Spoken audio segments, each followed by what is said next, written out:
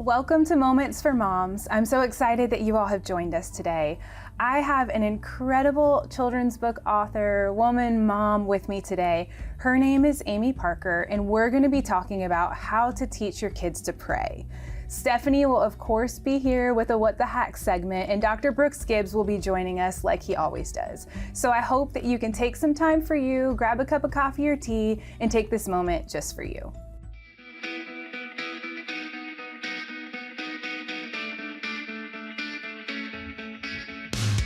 Welcome to Moments for Moms. I'm so happy that you're here with us today. I hope you all are having a wonderful day. I'm so excited. As you can tell, we're on a new set, same set, we just made it a little more homey, so it's more of a mom show, and I am thrilled. I woke up so excited to be here with you all today. And I am talking to a lady who I've known for a really long time through CTN, and I just happened to log on to Facebook at the perfect time to see her brand new book, 365 Talks with Jesus. And my little Charlie, who you know is 3, loves this book so far. He loves the illustrations in it. It is beautiful, and I am just honored to have her with me. So Amy Parker, thank you for being here. Thanks so much for having me. Yeah. Thank you. So let's just start. Introduce yourself. Tell us about your family. I obviously am an author. I have 2 boys who are now grown, but veteran mom. I've been there, I've done it, and 2 boys who are completely opposite. So there's not a lot that would surprise me at this point. And I just think it's so important for older veteran moms to share with, I mean, it's in the Bible, you know, we're called to do that, to share with younger moms who are going through it. And, you know, find that commonality there and maybe share any wisdom we've learned so that you can take that wisdom and not make our mistakes. Yeah, and it's so helpful because I think we were talking about in the green room, I remember being so afraid just when I had Charlie, I told you, I'm like, how do I teach him English? Like, I thought that was my job because nobody told me it wasn't. Like, because I didn't know. I had a dog, you know, it's a little bit different. So it's so helpful, and I appreciate it so much. And so I mostly know you for children's books because I've followed you with that, but you've written over 70 books. I have. I don't know how that happened. I don't know how. I've really just followed whatever path God has had, whatever doors He's opened. I'm like, oh, let's go see where this goes. Yeah. And it's led to so many amazing partnerships. I've learned so much. Every book that I write is a book that I'm writing for me, which is why I'm writing kids' books. They're on my level. But every single one has brought me through such a faith journey, to use that phrase, and they've taught me so much. One I worked on was a book about prayer. They needed it out quickly to release simultaneously with a film, The War Room, and it was a book about prayer, and it's so funny that like prayer got me through that book. Wow. Yeah. And so writing these practical tips for prayer and how to make your prayer more powerful and regular in your life really got me through that process of writing that book in the short time frame that I had. So, and that's just one example of so many different ways that writing has helped me grow as a human, as a Christian. And so it's just been an amazing, really an amazing journey. Yeah. And they're beautiful. Thank you. This book, I sent you a little video of Charlie, and he's flipping through it, and he's saying, it's a lion, it's a lion, it's a lion. And I said, who's it about? And he said, Jesus. It's beautiful. It's so simple. And I was looking through it a little bit more last night, how you have this one section into like topics, like their feelings, when they're afraid, when they're happy, when they're sad, when they're angry. I think that when I need peace, like, I love that. Even, I guess I wouldn't think of that for small children. Do you know what I mean? So, yes, but are small children really peaceful all the time? No. Never. No. And so B&H approached me about doing a 365, but for the littles. And I'm like, how do we make this digestible? How do we make it to where it's practical? How do we make it to where a mom of toddlers or preschoolers can sit down, not have to even think about it, and be able to use this tool? How do we do that? And so we came up with the idea of topics. They're all topical, but also when you start writing 365 prayers, that's a lot of content. Yeah. And you can't write "thank you for my puppy" 365 times. So they're all... We don't thank God for... They don't have a good relationship in our home. It's not a topic of our prayer. Yes, that's right. You have a new puppy, don't you? Well, the Todd the Pomeranian, and yeah, they're not best friends. We don't pray often.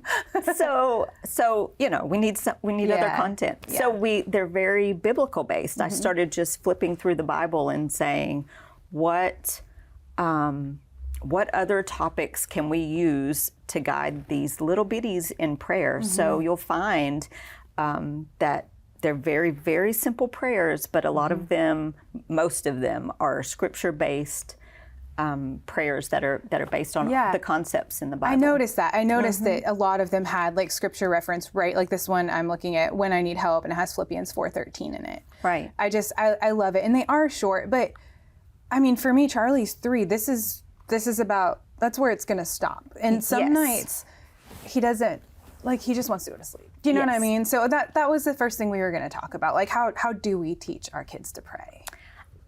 I think, have you ever heard a child pray unprompted? Yes. It's the most precious thing, and you can't teach that. I don't think we have to teach our kids to pray or how to pray. I think we model it for them. That's good. We show them that it's a tool that we use. We show them that it's our connection to God. We show them that it works. We show them that that's where we go first. Yeah. Even before they come to us, we say, this is your tool. This is the most powerful thing that you can use to deal with whatever it is that you're facing. If we model that for them and just continually impart that to them, they know how to talk to God. They do it better than we do. Yeah. If you ever hear them just share their heart with God about something that they want, even if it seems simple and silly, God cares about those things. Right. And He listens. And He holds our kids, He loves them more than we do. We talked about that on one of the last shows, and it almost brought me to tears because it's like... How? And He loves us. Right. In that same way. Yeah. So I don't know that we have to teach our kids how to pray, but we model the tool for them so that they can see how powerful it is. Yeah. That's so good. That's so good. And I know, like, if I'm up in the morning and I've got, like, my Bible out, or sometimes, like, I'll be on my phone on the Bible app doing a plan, and he'll say, "Mama, put your phone down." And I'm like, and I show him. I'm like, "Well, look, Mama's reading the Bible, and the Bible, it's about God." And so he, like, if we have church on, or if there's, like, worship music playing in the car, he said, "Oh, they talked about God." And he's just, like, starting to kind of, like, pick up a little bit on those things. Do you know what I mean? And it's nothing that, like you're saying, it's not like I'm like, "No, do this, do this, do this." It's just trying my best and finding the time. I mean, that's a whole nother thing, is making the time for it. It is. And I think something that you said was having it on in the car. I think those infusion points, just that daily habit, the infusion points. When I was taking my son and nephew to school when they were in middle school, I was taking them to school every day. We just got in the car, the radio was on. It was on top 40. I started listening to some of the lyrics, and I'm like, I don't know that this is the best way to start their day. Right. So I just changed it to, a Christian station. And I thought, if nothing else, they can start their day with these words. And so it just became a thing in my car. That was all that was on. And that is something that you can do as a mom without even thinking. It's just, that's the station that my car is on. Or that's the podcast that's always running, or whatever. And then it's something you don't have to make time for. You're in the car anyway. And then they will soak that up like you wouldn't believe. And at some point you'll be driving down the road and they'll be singing along and praising, and you haven't really done anything. That's so true. Because like even when he's just chiming in from the back, he said, "Oh, they singing about God," and I'm like, I didn't even like. We were just having a conversation about the Dodge Ram in front of us. Like, I mean, because that's our normal conversations are about what trucks and vehicles are on the road. Yes. But he is, like you're saying, he's just, it's just incredible. Like at such a young age, how much they know and learn and want to soak up. So I can see how this is such like a pivotal time to start planting these seeds in their lives. Right. Absolutely. Yeah. So we're going to take just a little bit of a break. But we have a lot more. We're going to talk more about how we can teach our kids to pray. I hope that you guys will stay with us because Stephanie is coming up with her wonderful What the Hack segment. And this season, she's going to be talking about budget-friendly meals, thrifting, and all the things that Mom wants to know. Stay with us, and Stephanie will be right up. We want to connect with you. Make sure to visit our website, momentsformoms.tv, for the latest episodes of the show, guest information, resources, and so much more. Visit momentsformoms.tv today. The Hack. The City. Hey friends, it's Stephanie from What the Hack, and today I am coming to you from my very own kitchen in my home. It's small, but it does the job. Inflation right now is crazy. Food prices are out of this world. So this season, I am hoping to bring you some yummy, frugal recipes. And I figure what a greater place to bring them to you from than my kitchen. I'm going to keep it super real for you. I'm not putting things in pretty dishes because you don't do that at home and just, to dole them out. I'm just keeping it real for you. So today we are making pizza mushrooms.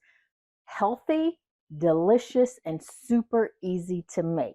So all I'm going to do is I'm going to take mushrooms. I'm going to take the little stems out. And my husband is at camp this weekend, so I'm going to tell you the honest to God truth.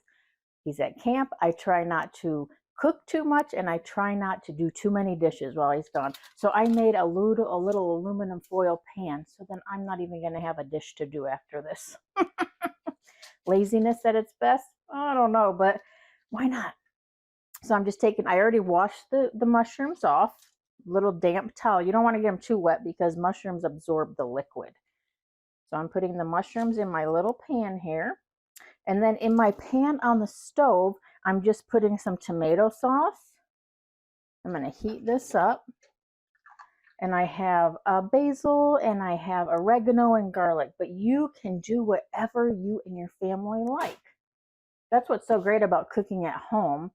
You can taste it to your flavors, which is what I like. So I'm just going to heat this up really quick.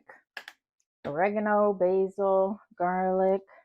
Now you can buy pizza sauce, but the pizza sauce has a lot of sugar in it. So you want to keep that in mind. And this is so super simple. So easy. I also have, while this heats up, I'll show you. I have some of the cutest little pepperonis, miniature pepperonis. And then I shredded some mozzarella. Now I shred I shred all my cheese from the block because it's cheaper, it's a little more frugal, and it doesn't have the stuff on it that they do in the grated ones that keeps it from clumping. So, but I do it because it's more frugal. So I'm simply going to I have my mushrooms here in my little pan. I'm just going to take some of this heated up sauce. I'm going to put it right in the center of those mushrooms, and I'll show you when I'm all done. It's a little more difficult to tape with one camera, which is my phone, but I'm going to make the best of it, and I'm going to show you each step of the way. So here are my mushrooms with the sauce. I'm going to put some mozzarella on them. And then I'm going to and you could do whatever your family likes. Plus, you can get the bigger mushrooms. These are just baby ones. It's just me this weekend that I'm cooking for. But they have bigger, the bigger mushrooms, you could do those. And then I'm simply going to put my miniature little pepperonis. You could do ham. You could do sausage. I mean, whatever your family likes on pizza. And then you don't have the carbs from the crust, which is what I like because I'm trying to stay away from carbs. So there, I have these cute little mushrooms. And then you simply stick them in the oven, but I have some in the oven right now so I can show you what they look like when they're done. So let me get those out, and I'll put those in the oven when I'm done. So delicious, and it's just so easy. we go. Oh, a little loud. Let me pull these over.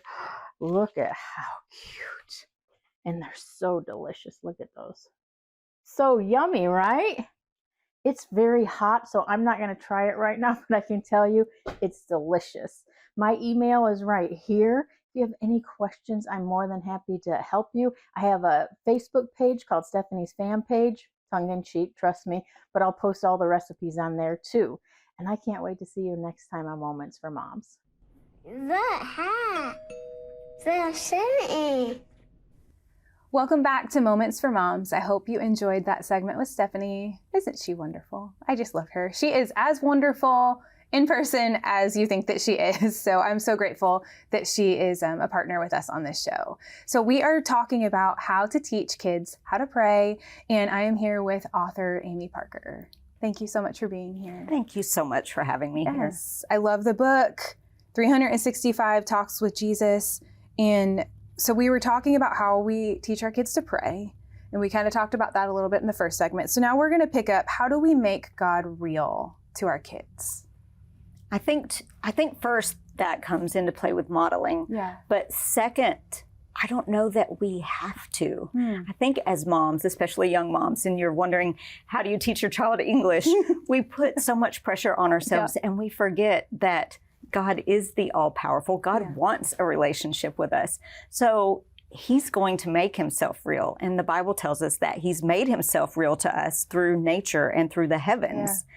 So I think as parents, we're just the guides. Mm-hmm. We're just the, we're just the guides to the tour guides to this world. And the kids already notice nature and flowers and puppies, and maybe not puppies in your house, but and bees and birds and squirrels, and we just make that connection for them. Yeah. That God created all of these things, and look how wonderful they are. And he made rainbows, and he even made thunderstorms, and he made all of these amazing things, and he made you. And he cares for the birds, and he cares for you even more. And so I think just making those connections in just natural daily lives, when we're outside taking a walk or whatever, I think in that God has made himself real to us, and we're just the tour guide for our kids. That's a great, because I mean, I love that you use that, tour guide, because Charlie and I, we have like a little bit of land that we can like go walk around. He can ride his little side-by-side tractor, and we talk about all of those things. But it gets to the point where with him, and he's right, he's like, God made the dirt, God made that flower, God made that tree, God made, like, and it's every little thing.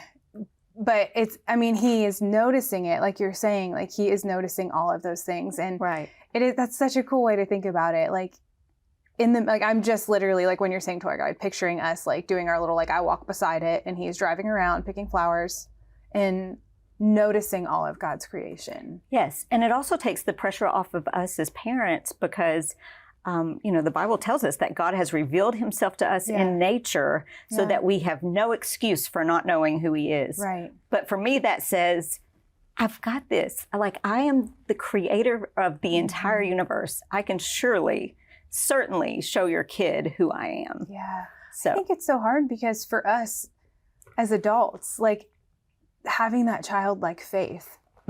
Yes. It's hard to keep that because we see so much where like my 3-year-old, I'm trying so hard to protect him from all of that. And he asks about, is that a bad man? I don't want to watch that show because it's a bad man. Do you know what I mean? So it's just like, he does still have that childlike faith. And it's like you said, when they pray, just unscripted. And when he starts just randomly pointing out like stuff about God. Right. It's beautiful. They know it's beautiful, and I think they have a stronger connection because of that childlike faith. Yeah. I want that back. It's something that we do strive for. We can learn from them. Yeah. We think that we're teaching them about God, but so many times they are teaching us. And just if we can observe them, and they can be our tour guide to that childlike faith. Yeah, absolutely. I mean, he teaches me daily patience and grace. Mostly patience. Mostly patience again. But grace, that's another thing that we Yeah. can model. You know, as parents, we sort of feel like we have to be perfect and be this perfect model. But as imperfect humans, we're also that model of grace. Yeah. We're also, you know, I'm sorry, Charlie, I messed up. Yeah. I messed up, and can you forgive me? I said that way too loudly.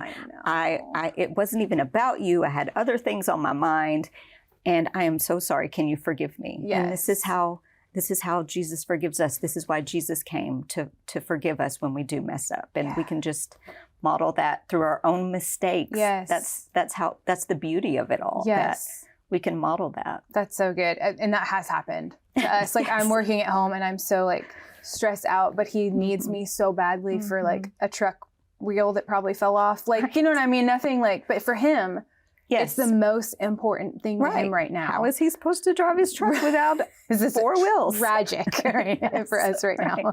And I need to fix it no matter what's happening at work. Right. Like this is what needs to be fixed.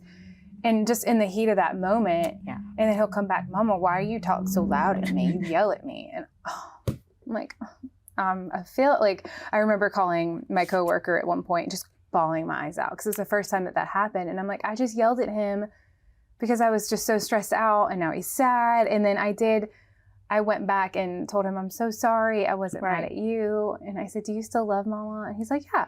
And I'm like, okay, please. Right. But it's just, I mean, it's a constant, even like, I feel like my relationship with my husband and how we speak to each other in that, I think about those things. It's every little thing that we're doing is modeling something to him. It really is. Good it or really bad. Is. And pressure, but no pressure, because we can also, when we mess up, you know, we can show them how they're going to mess up too. They need to know how to get back up when you mess up. They need to know the steps to follow, ask for forgiveness, and then get up and try it again. Yes. And it's really that simple, but so many times we put so much pressure on ourselves to be this perfect human that that we forget that they're seeing what happens when they mess up, when we, you know, through us. That's really good to allow them to see our mistakes. It does take, because there is so much pressure. I mean, making sure we're doing this right. Are they eating vegetables? Are they getting enough this? Are they doing enough that? Are they learning? Or, I mean, just on and on and on and on. And he's 3. Is he eating vegetables? Right. Because you know what he eats? This is the weirdest thing in our home. Him and my husband are equally obsessed with edamame. Okay. It's so weird to me. And I used to love it, but they have cooked so much of it at our home that I can't even stand it anymore. But I cook it all the time because he'll eat it. You know what I mean? But it's just stuff like that. It's like, this is, I mean, he's going to be okay. He's going to be okay. Probably don't eat. He's going to be okay. Okay. So we only have a couple minutes left, but how do we find the time to make our kids' faith a priority? And that's, I think that's another place where we can just breathe first. Those daily infusions. One thing that I did, so the radio in the car, or the podcast, or whatever it is that you can not even think about, and it's just infusing into their lives. But another thing that I did, so simple, I put a devotional in the fruit bowl in the middle of the table, so that when we sat down for dinner, it's right there. I don't even have to think about it. I open it. We have a devotion while everyone's gathered to eat dinner. So whether that is, you know, lay a book by their bed and then they get a devotion every night, whatever that is, make it easy on yourself. Yeah. So that you don't have to think about that. But also they see what's a priority for us as well. Yeah. So just like you said, with reading the Bible on your app, he sees that. Right. Probably my younger son was 6 or 7, and I started reading the Bible daily, every day, and I read through the Bible in a year. And I've made that my daily practice and daily habit. And just doing that, even though that's something I'm doing, I'm not even doing it with my kids. Right. 1, they see it, so again with the modeling, and 2, until you're doing it, I can't tell you how much it changes your life. Yeah. And I'm not overstating that. It Right. changes your life when you start your day with that perspective. Yeah. All these things on my to-do list, they need to be done, but they're not the most important Right. thing. This eternal scope that I have, this is the most important thing. Also, this is my strength. This is my tool. And I can't tell you how many times I will have my daily Bible reading. Seems not insignificant, but it doesn't seem particularly relevant to that day. Sure. And then a Yeah. child will come home and have some sort of issue, and I will have the exact language that I need to address that issue just because I started my day Yeah. reading the Bible. Yeah.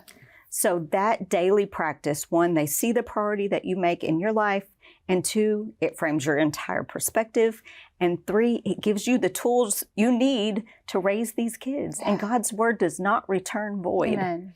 That's So, so every word that we read, we're gonna be able to use it in our daily lives, Yes. and every word that we speak to our kids does not return void. Right. That's so good. Thank you so much. Yes, I appreciate thank you you. being here. Thank It's so you. good to see you. And Yes. this book is beautiful Thank and I you. love it.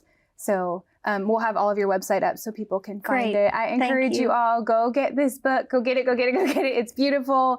Charlie loves it. He's an avid reader. So I just encourage you to go get this book. And I thank you guys so much for joining us. We will be back with a little bit more, so stay tuned. Charlie might make a special appearance today, and Dr. Brooks Gibbs will be here with one of his mental health moments. So thank you for joining us, and we'll see you next time. Moments for Moms is more than just a show. It is a community of moms encouraging each other on this incredible journey we have been called to.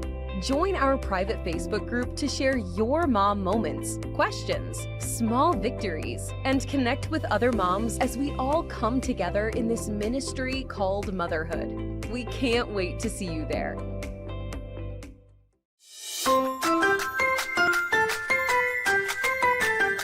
What is in this book?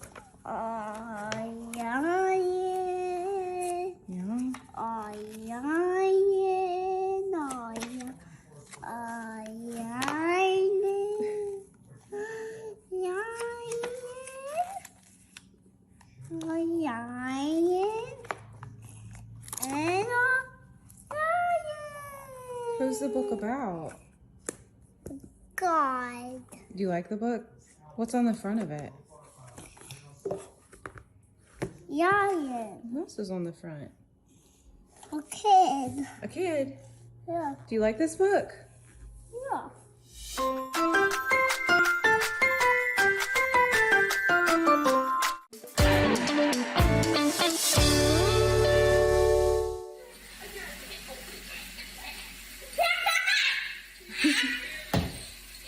I know screen time's supposed to be limited, and we do, but this is a mom moment for me because I am successfully cooking our turkey burgers, cutting up vegetables, and this little dude is just straight chilling, eating some pickles and peppers and having the best time doing it. So, hey, there is no judgment here if you other mamas are relying on an iPad for a moment.